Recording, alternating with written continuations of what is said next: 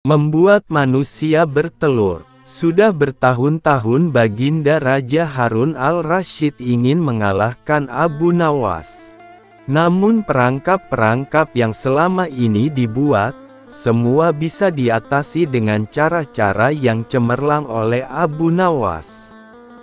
Baginda Raja tidak putus asa. Masih ada puluhan jaring muslihat yang telah disiapkannya untuk menjerat dan menghukum Abu Nawas. Baginda Raja beserta para menterinya sering mengunjungi tempat pemandian air hangat yang hanya dikunjungi para pangeran, bangsawan dan orang-orang terkenal. Pada suatu sore yang cerah ketika Yang Mulia Raja sedang mandi di kolam, ia berkata kepada para menterinya, "Aku punya akal untuk menjebak Abu Nawas," kata Baginda Raja dengan wajah yang ceria. "Apakah itu wahai Paduka Yang Mulia?" tanya salah seorang menteri. "Kalian tak usah tahu dulu. Aku hanya ingin kalian datang lebih dini besok sore. Jangan lupa, datanglah besok sebelum Abu Nawas datang karena aku akan mengundangnya untuk mandi bersama-sama kita," kata Baginda Raja memberi pengarahan. Baginda Raja memang sengaja tidak menyebutkan tipuan apa yang akan digelar besok. Abu Nawas pun diundang untuk mandi bersama Baginda Raja dan para menteri di pemandian air hangat yang terkenal itu. Keesokan harinya, Baginda Raja dan para menteri sudah datang lebih dahulu. Baginda membawa 19 butir telur ayam. 18 butir dibagikan kepada para menterinya, dan 1 butir lagi untuk dirinya sendiri. Kemudian Baginda memberi pengarahan singkat tentang apa yang telah direncanakannya untuk menjebak Abu Nawas. Ketika Abu Nawas datang, Baginda Raja beserta para menteri sudah berendam di kolam. Abu Nawas pun lalu melepas pakaian dan langsung ikut berendam. Abu Nawas berharap-harap cemas. Kira-kira permainan apa lagi yang akan dihadapinya? Mungkin permainan kali ini lebih berat karena Baginda Raja tidak memberi waktu untuk berpikir. Tiba-tiba Baginda Raja membuyarkan lamunan Abu Nawas. Beliau lalu berkata kepada Abu Nawas, "Hai Abu Nawas, aku mengundangmu mandi bersama karena ingin mengajak engkau ikut dalam permainan kami," kata Baginda Raja. "Permainan apakah itu Paduka Yang Mulia?" tanya Abu Nawas belum mengerti. "Kita sekali-kali melakukan sesuatu yang secara alami hanya bisa dilakukan oleh binatang. Sebagai manusia, kita harus bisa melakukannya dengan cara kita masing-masing," jawab Baginda sambil tersenyum. "Hamba belum mengerti Baginda Yang Mulia," kata Abu Nawas agak ketakutan. "Masing-masing dari kita harus bisa bertelur seperti ayam.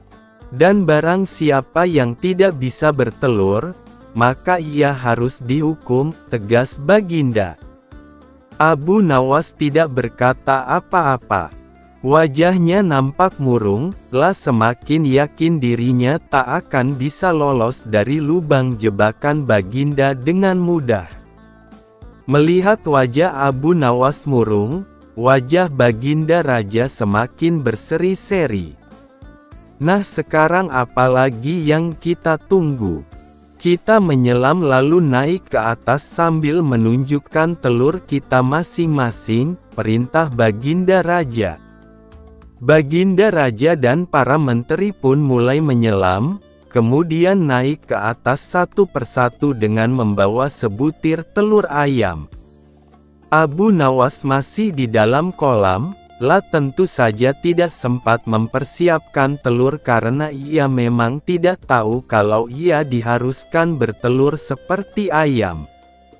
Kini Abu Nawas tahu kalau Baginda Raja dan para menteri telah mempersiapkan telur masing-masing 1 butir.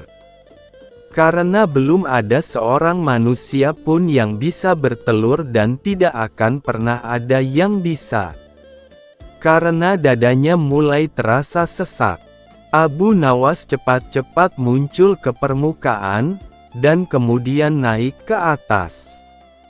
Baginda Raja langsung mendekati Abu Nawas. Abu Nawas nampak tenang, bahkan ia berlaku aneh. Tiba-tiba saja ia mengeluarkan suara seperti ayam jantan berkokok, keras sekali sehingga Baginda dan para menterinya merasa kaget dan heran. "Ampun tuanku yang mulia, hamba tidak bisa bertelur seperti Baginda dan para menteri," kata Abu Nawas sambil membungkuk hormat. "Kalau begitu engkau harus dihukum," kata Baginda Raja bangga. "Tunggu dulu wahai tuanku yang mulia," kata Abu Nawas memohon. "Apalagi wahai Abu Nawas?" tanya Baginda tidak sabar. "Paduka yang mulia, sebelumnya izinkan hamba membela diri. Sebenarnya kalau hamba mau bertelur, hamba tentu mampu. Tetapi hamba merasa menjadi ayam jantan maka hamba tidak bertelur. Hanya ayam betina saja yang bisa bertelur."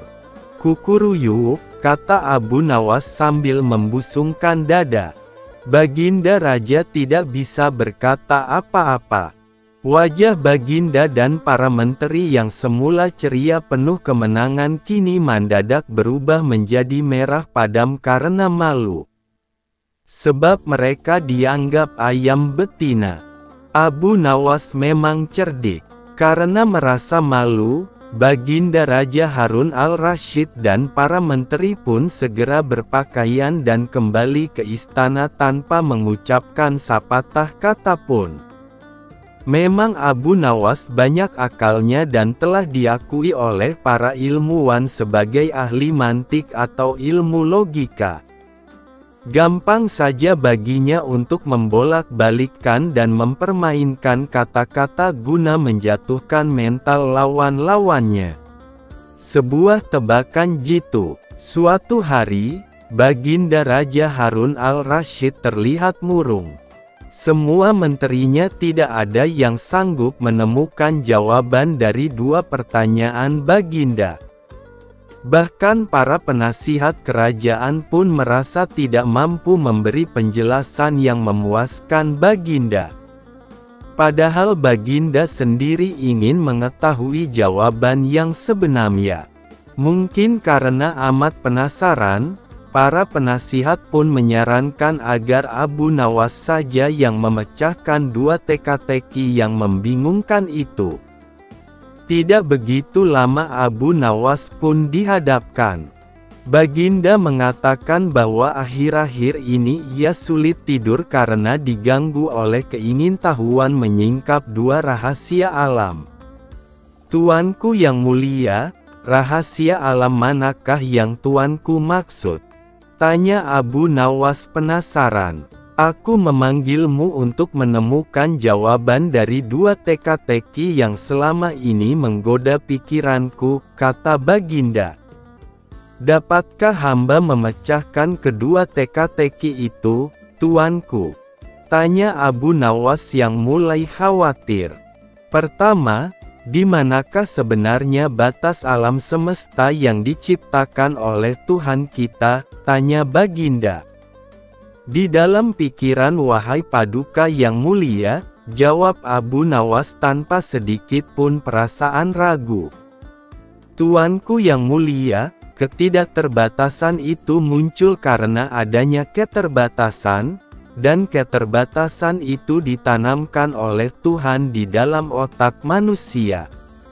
Maka dari itu manusia tidak akan pernah tahu di mana batas jagat raya ini. Sesuatu yang terbatas tentu tak akan mampu mengukur sesuatu yang tidak terbatas," lanjut Abu Nawas. Baginda mulai tersenyum karena merasa puas mendengar penjelasan Abu Nawas yang masuk akal. Kemudian Baginda melanjutkan teka-teki yang kedua. Wahai Abu Nawas, manakah yang lebih banyak jumlahnya?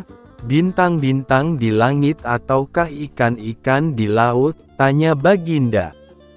Ikan-ikan di laut, jawab Abu Nawas dengan tangkas. Bagaimana kau bisa langsung memutuskan begitu? Apakah engkau pernah menghitung jumlah mereka? Tanya Baginda heran. Paduka yang mulia, bukankah kita semua tahu bahwa ikan-ikan itu setiap hari ditangkapi dalam jumlah besar? Namun walaupun begitu, jumlah mereka tetap banyak seolah-olah tidak pernah berkurang karena saking banyaknya. Sementara bintang-bintang itu tidak pernah rontok, jumlah mereka juga banyak, jawab Abu Nawas meyakinkan. Seketika itu rasa penasaran yang selama ini menghantui Baginda sirna tak berbekas. Baginda Raja Harun al-Rasyid pun memberi hadiah kepada Abu Nawas dan istrinya berupa uang yang cukup banyak. Mengambil mahkota dari surga. Tidak seperti biasa hari itu Baginda tiba-tiba ingin menyamar menjadi rakyat biasa. Beliau ingin menyaksikan kehidupan di luar istana tanpa sepengetahuan siapapun agar lebih leluasa bergerak. Baginda mulai keluar istana dengan pakaian yang amat sederhana layaknya seperti rakyat jelata. Di sebuah perkampungan beliau melihat beberapa orang berkumpul.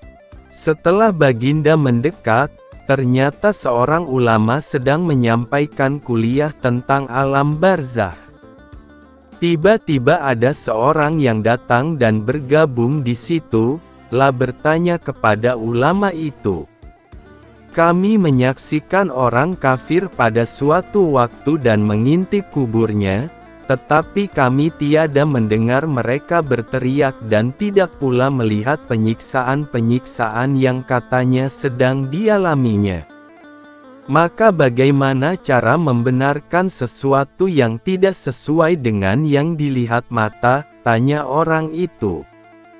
Ulama itu berpikir sejenak kemudian ia berkata, untuk mengetahui yang demikian itu harus dengan panca indera yang lain.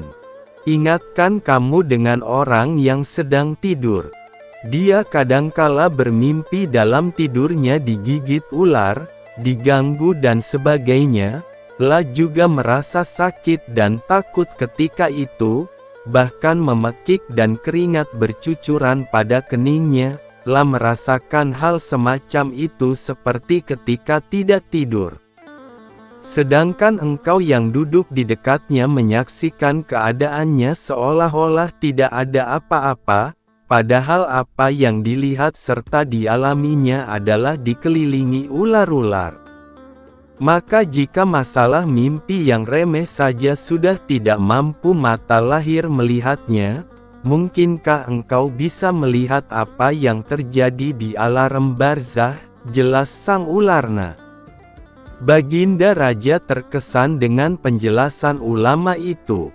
Baginda masih ikut mendengarkan kuliah itu. Kini ulama itu melanjutkan kuliahnya tentang alam akhirat. Dikatakan bahwa di surga tersedia hal-hal yang amat disukai nafsu, termasuk benda-benda. Salah satu benda itu adalah mahkota yang amat luar biasa indahnya. Tak ada yang lebih indah dari barang-barang di surga karena barang-barang itu tercipta dari cahaya. Saking indahnya, sebuah mahkota di surga jauh lebih bagus daripada dunia beserta isinya. Baginda pun makin terkesan. Beliau lalu pulang kembali ke istana karena sudah tidak sabar ingin menguji kemampuan Abu Nawas. Baginda pun memerintahkan menterinya untuk memanggil Abu Nawas ke hadapannya. Aku ingin engkau pergi ke surga sekarang juga dan membawakanku mahkota surgawi yang konon katanya tercipta dari cahaya itu. Bersediakah engkau, Abu Nawas? Tanya Baginda Raja. Sanggup Paduka yang mulia, jawab Abu Nawas langsung menyanggupi tugas yang mustahil dilaksanakan itu. Tetapi Baginda harus menyanggupi pula satu syarat yang akan hamba ajukan, lanjut Abu Nawas dengan percaya diri. Sebutkan syarat itu, tegas Baginda Raja. Hamba mohon Baginda menyediakan pintunya agar hamba bisa memasukinya, kata Abu Nawas. Pintu apa? Tanya Baginda belum mengerti. Pintu alam akhirat, jawab Abu Nawas. Apa itu? Tanya Baginda ingin tahu. Hari kiamat, wahai Baginda Raja yang mulia. Setiap alam memiliki pintu. Pintu menuju alam dunia adalah rahim ibu, pintu menuju alam barzah adalah kematian. Dan pintu menuju akhirat adalah hari kiamat. Abu Nawas menjelaskan kepada Baginda Raja. Surga itu ada di akhirat. Kalau Baginda masih menghendaki hamba mengambil mahkota dari surga, maka dunia ini harus kiamat dulu, lanjut Abu Nawas.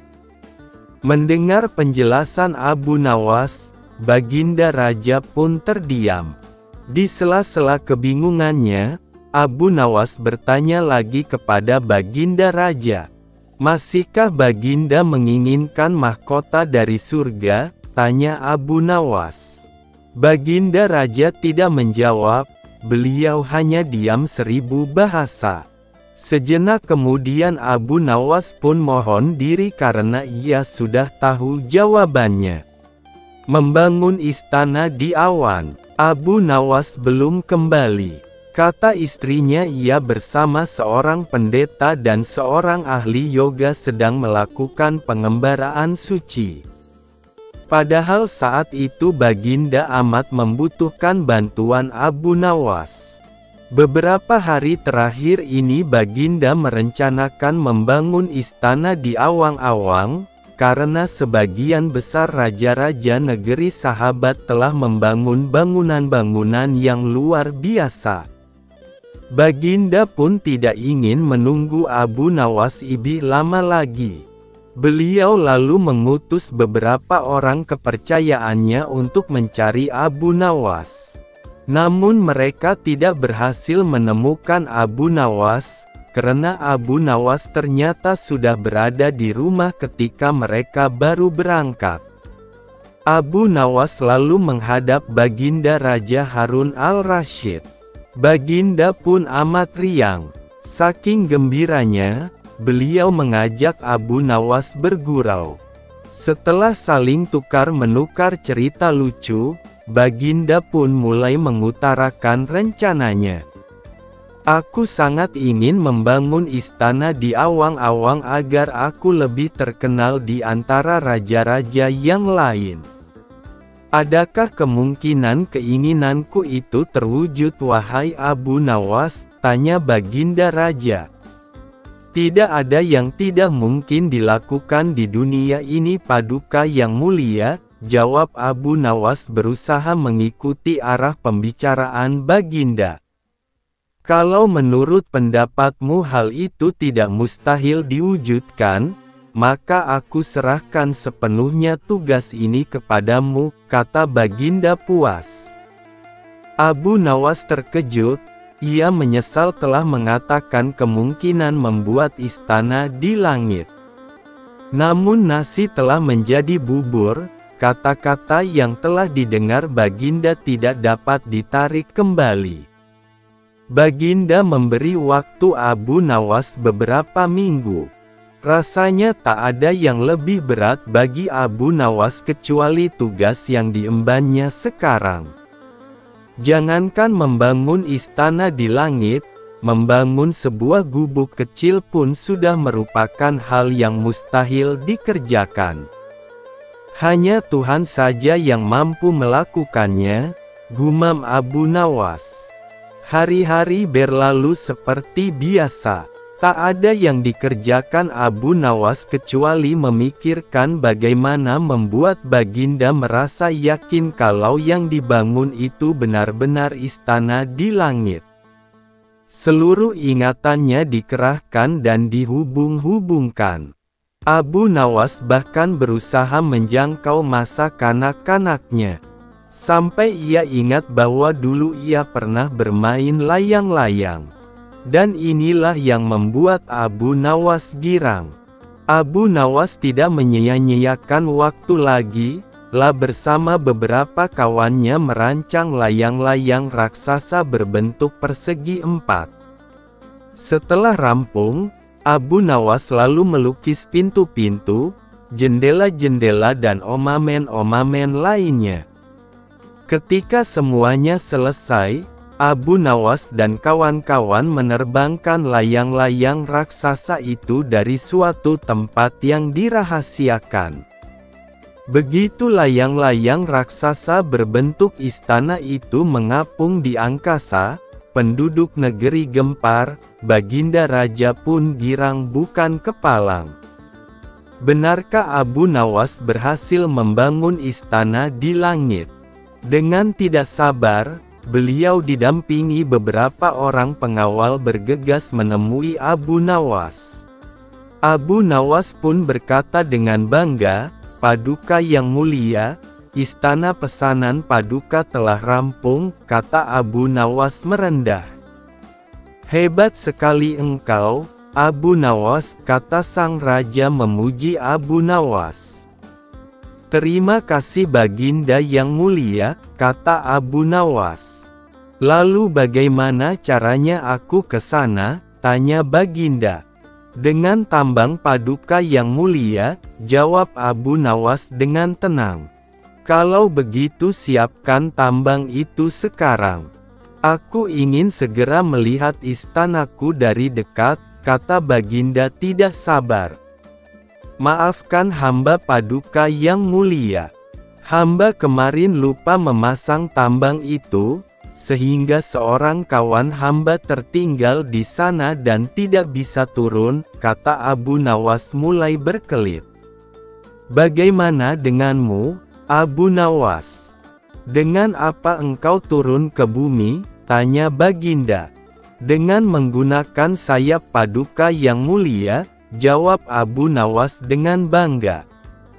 "Kalau begitu buatkan aku sayap supaya aku bisa terbang ke sana," kata Baginda.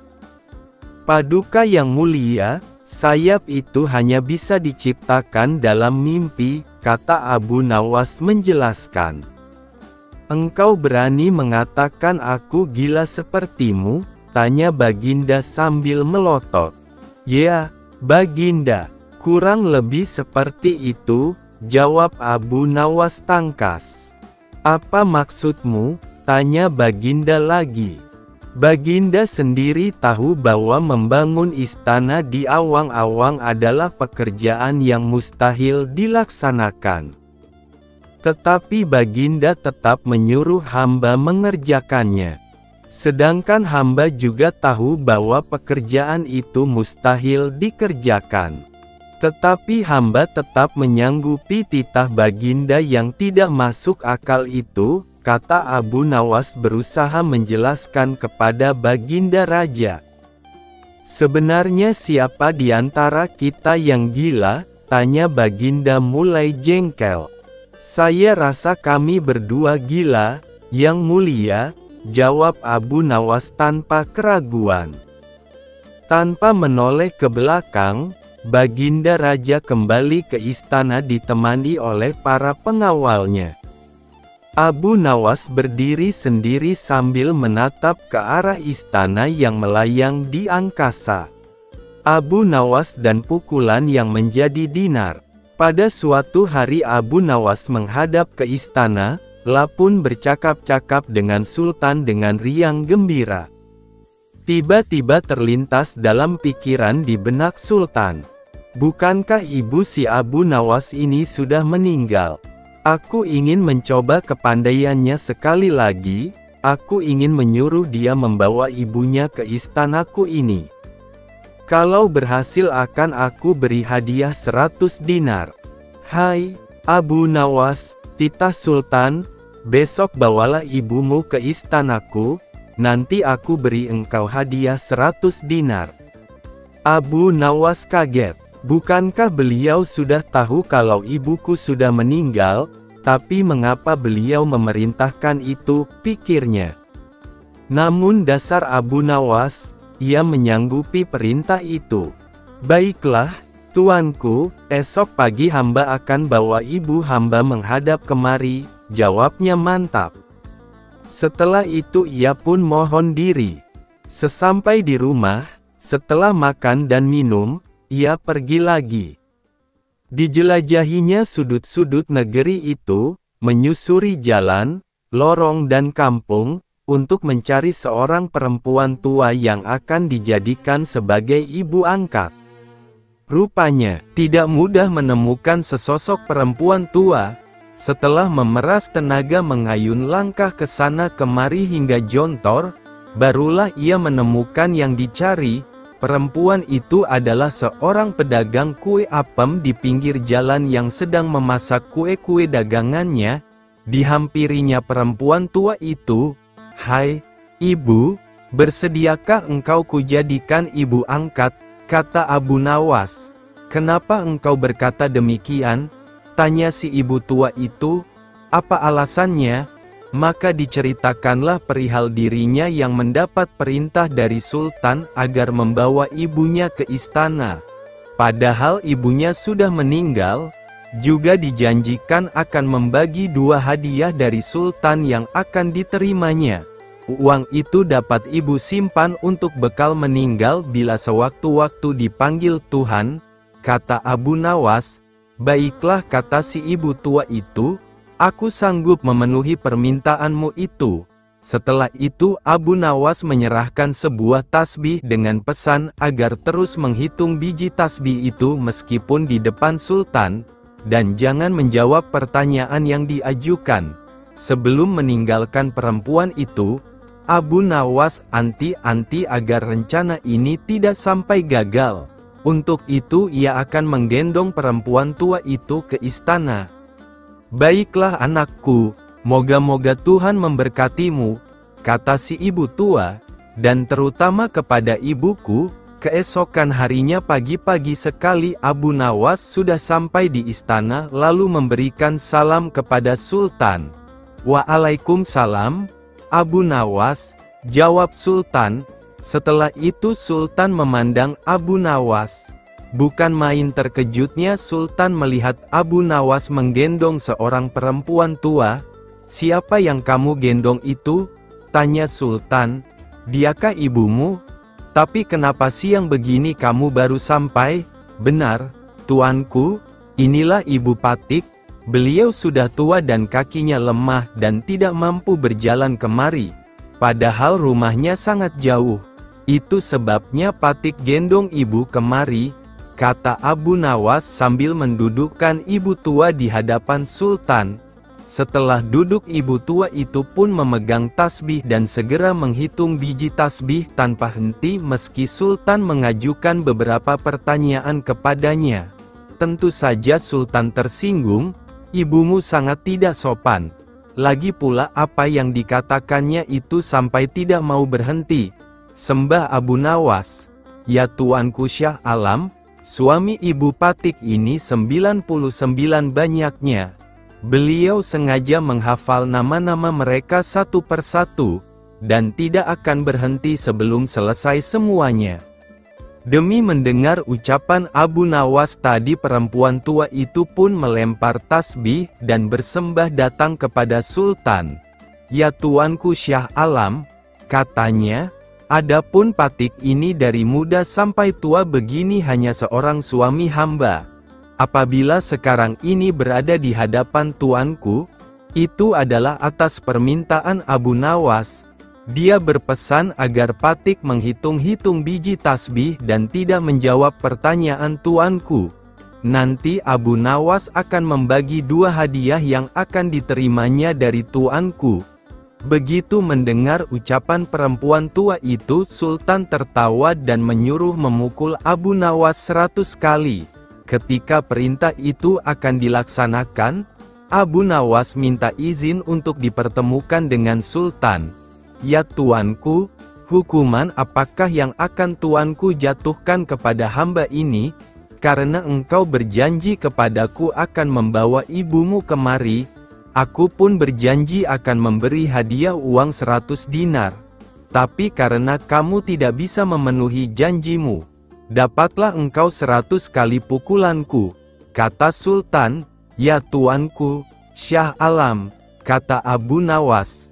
"Patik berjanji dengan perempuan tua ini akan membagi 2 hadiah yang akan tuanku berikan kepada hamba. Tetapi karena sekarang hamba mendapat dera, hadiah itu juga harus dibagi 2. Karena yang bersalah 2 orang, Patik terimalah hukuman itu. Tetapi 50 seorang dengan perempuan tua ini." Dalam hati Sultan bergumam, jangankan dipukul 50 kali, dipukul sekali saja perempuan tua ini tidak akan mampu berdiri. Setelah itu Sultan memberi 50 dinar kepada perempuan tua itu sambil berpesan agar tidak cepat percaya kepada Abu Nawas bila lain kali menemuinya. Dengan sukacita diterimanya hadiah itu dan dipandangnya Abu Nawas. "Ya tuanku Syah Alam, ampun beribu ampun. Jika ibuku telah mendapat anugerah dari Paduka, tidak adil kiranya bila anaknya ini dilupakan begitu saja." Ya, terimalah pula bagianmu," ujar Baginda sambil tersenyum. Ini, semua orang tertawa dalam hati. Setelah Abu Nawas bermohon diri pulang ke rumah, demikian pula perempuan tua itu dan semua yang hadir di Balairung, dengan perasaan masing-masing.